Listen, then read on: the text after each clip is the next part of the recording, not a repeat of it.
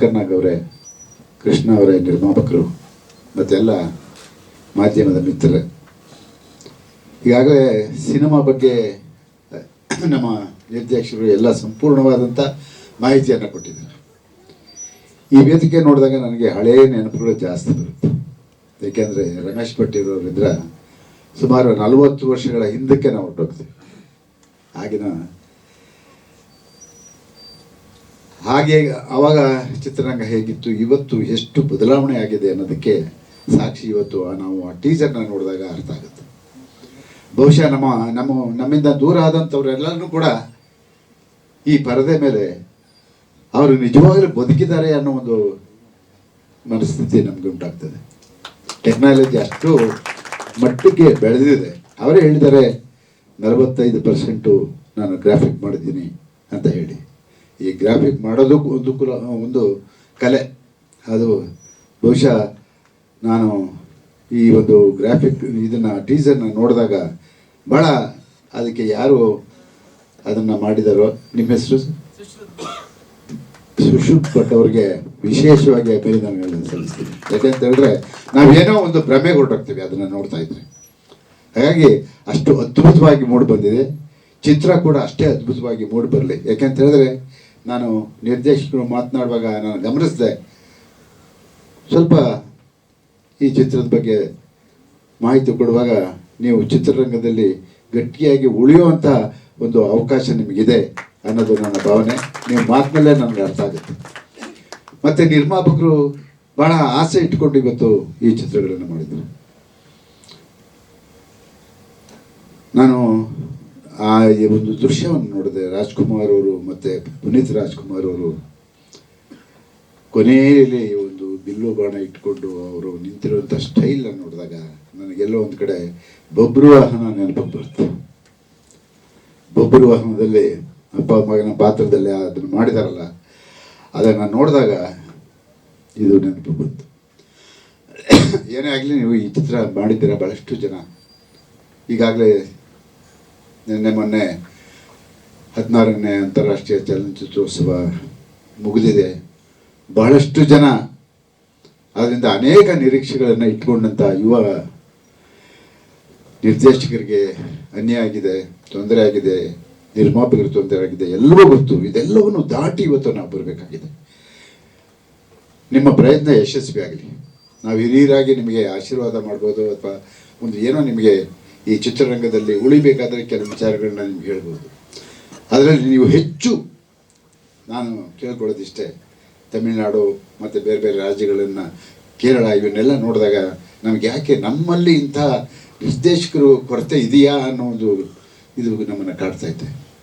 ಹಾಗಾಗಿ ನೀವು ಕತೆಗೆ ಹೆಚ್ಚು ಒತ್ತನ್ನು ಕೊಟ್ಟು, ಹೆಚ್ಚು ಹೊತ್ತು, ಅದಕ್ಕೆ ಹಣ ಎಷ್ಟು ಖರ್ಚಾಗ್ಬೋದು ಅದಾದಮೇಲೆ, ಬಟ್ ಮೊದಲನೇದಾಗಿ ನೀವು ಹೆಜ್ಜೆ ಇಡುವಾಗಲೇ ಕತೆಗೆ ಹೆಚ್ಚು ಒತ್ತನ್ನು ಕೊಟ್ಟು, ಒಂದಲ್ಲ ಎರಡಲ್ಲ ಮೂರು, ಈಗ ಕೂತ್ಕೊಂಡ ತಕ್ಷಣ ಒಂದು ಟೈಟ್ಲ್ ಸಿಗುತ್ತೆ, ಅದು ಸಿಗಿದ ತಕ್ಷಣ ನಾಳೆ ರಿಜಿಸ್ಟರ್ ಮಾಡ್ತೀರಾ, ನಾಡಿದ್ದು ಕತೆ ಬರ್ಸೋಕ್ಕೆ ಶುರು ಮಾಡ್ತೀರಾ, ನೆಕ್ಸ್ಟ್ ಮಂತು ಇದು ಏನೋ ಶೂಟಿಂಗ್ ಪ್ರಾರಂಭ ಮಾಡ್ತೀರಾ. ಅದು ಬೇಡ.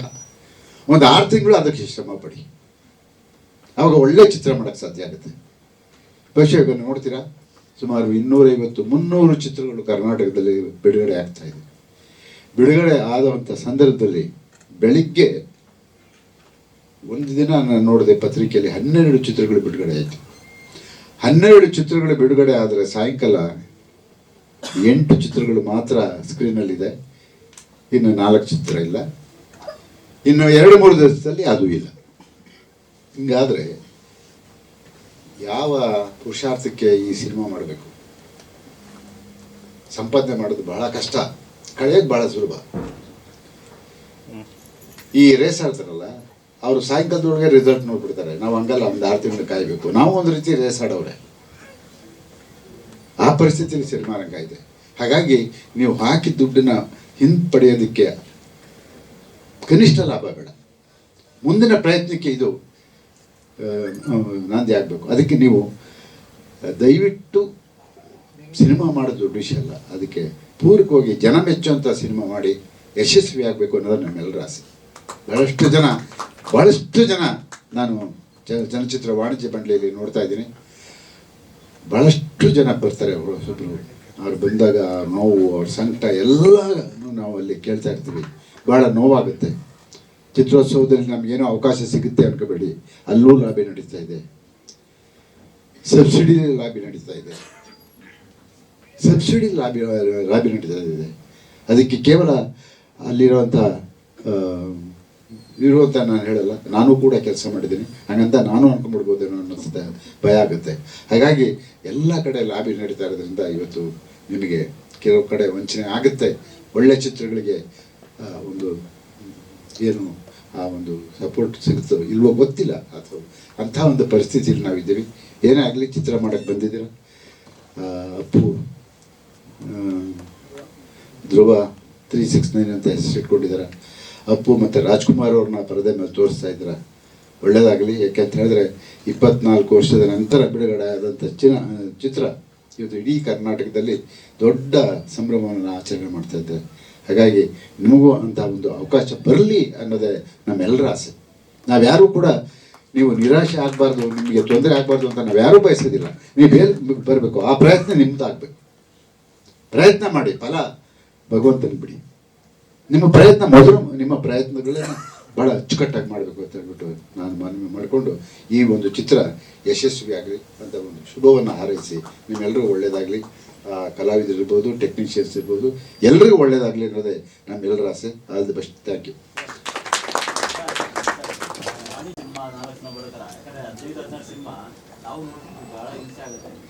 ಸರ್, ಈಗ ಅದಕ್ಕೆ ಬರ್ತೀನಿ. ಹಿಂದೆ ಒಂದು ಸ್ಕ್ರೀನಿಂಗ್ ಕಮಿಟಿ ಮಾಡಿತ್ತು.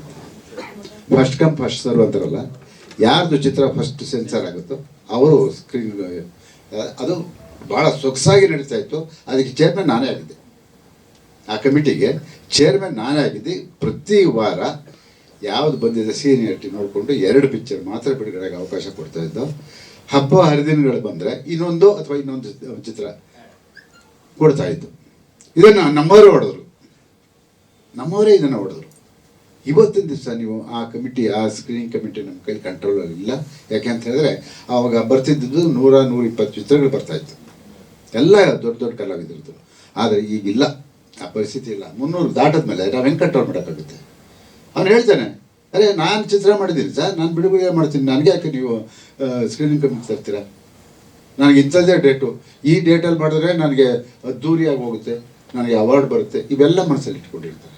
ಯಾರೋ ಒಬ್ಬ ಶಾಸ್ತ್ರದವನು ಹೇಳ್ಬಿಟ್ಟಿರ್ತಾನೆ, ಆ ಮಾತು ಕೇಳ್ಕೊಂಡು ಇವರು ಬೀಳ್ತಾರೆ. ಹಾಗಾಗಿ ಈಗ ಸ್ಕ್ರೀನಿಂಗ್ ಕಮಿಟಿ ಮಾಡೋಕ್ಕೆ ಸಾಧ್ಯನೇ ಇಲ್ಲ, ಅದು ಆಗೋದು ಇಲ್ಲ, ಅದು ನಮ್ಮ ಕೈಯಲ್ಲೂ ಇಲ್ಲ. ಆ ನಿಯಂತ್ರಣ ಮಾಡೋಕ್ಕಾಗಲ್ಲ. ಯಾಕೆ ಅಂತ ಹೇಳಿದ್ರೆ ನಂಬರ್ ಆಫ್ ಪಿಕ್ಚರ್ ಕಮ್ಮಿ ಬರುವಾಗ ಮಾಡ್ಬೋದಾಗಿತ್ತು. ಈಗ 300 ದಾಟ್ತಾ ಇದೆ, ನೀವೇ ನೋಡ್ತಾ ಇದ್ದೀರಲ್ಲ. 400 ದಾಟ್ತದೆ. ನನಗೆ ಎಷ್ಟು ಹೊಟ್ಟೆ ಉರಿತದೆ ಅಂತ ಹೇಳಿದ್ರೆ ಭಟ್ರೆ ಸರ್, ಬೆಳಿಗ್ಗೆ ಬಿಡುಗಡೆ ಆದರೆ ಸಾಯಂಕಾಲ ಚಿತ್ರಮಂದಿರದಲ್ಲಿ ಚಿತ್ರ ಇರೋದು. ಅಲ್ಲ, ಅವನು ಚಿತ್ರಮಂದಿರದಲ್ಲಿ ಏನು ಮಾಡೋಕ್ಕಾಗುತ್ತೆ? 10-12 ಜನ, 3 ಜನ 4 ಜನಕ್ಕೆ ಅವನು ಶೋ ಕೊಡೋಕ್ಕಾಗುತ್ತೆ. ಅದನ್ನು ನಾವು ಯೋಚನೆ ಮಾಡೋಕ್ಕಲ್ವ? ಇವತ್ತಿನ ದಿವಸ 3 ಲಕ್ಷ 4 ಲಕ್ಷ ಬಾಡಿಗೆ ಇದೆ. ಇದೆಲ್ಲನೂ ನಾವು ನೋಡಿಕೊಂಡೆ ಇವತ್ತು ನಾವು ನಮ್ಮ ಕನ್ನಡ ಚಿತ್ರರಂಗಕ್ಕೆ ಒಳ್ಳೆಯದಾಗಬೇಕು ಅಂತ ಹೇಳಿಬಿಟ್ಟು ನಮ್ಮ ಮಾನ್ಯ ಮುಖ್ಯಮಂತ್ರಿಗಳನ್ನ ಇಟ್ಕೊಂಡು ಇವತ್ತು ಮಲ್ಟಿಪ್ಲೆಕ್ಸಲ್ಲಿ 200 ರೂಪಾಯಿಗಳಿಗೆ ಮೇಲೆ ಟಿಕೆಟ್ ದರ ಇರಬಾರ್ದು ಅಂತ ಹೇಳ್ಬಿಟ್ಟು ಈಗ ನಾವು ತೀರ್ಮಾನ ಹೇಳಿ ಮುಖ್ಯಮಂತ್ರಿನ ಒಪ್ಪಿಸ್ಕೊಂಡಿದ್ವಿ. ಯಾಕೆ ಅಂತ ಹೇಳಿದ್ರೆ ಯಾವುದೋ ಚಿತ್ರ, ಪುಷ್ಪ ಅನ್ನೋ ಒಂದು ಚಿತ್ರ ಬಿಡುಗಡೆ ಆಯಿತು. ಬಿಡುಗಡೆ ಆದ ಸಂದರ್ಭದಲ್ಲಿ 1.5 ಲಕ್ಷ, 1,500, 2,000 ಗೋಲ್ಡ್ ಕ್ಲಾಸ್ಗೆ. ಇವಾಗ ಅದೇನಿಲ್ಲ, ಎಲ್ಲ ಸಮಾನವಾಗಿ. ಯಾಕೆ ಅಂತ ಹೇಳಿದ್ರೆ ಅಲ್ಲಿ ತಮಿಳ್ನಾಡಲ್ಲಿ 150 ರೂಪಾಯಿಗೆ ರಜನಿಕಾಂತ್ ಪಿಕ್ಚರ್ ತೋರಿಸ್ತಾರೆ ಮಲ್ಟಿಪ್ಲೆಕ್ಸಲ್ಲಿ. ಅದೇ ಇಲ್ಲಿ ರಜನಿಕಾಂತ್ ಪಿಕ್ಚರು 1,000, 1,500. ನಮ್ಮ ರೆವಿನ್ಯೂ ಎಲ್ಲಿಗೋಗುತ್ತೆ?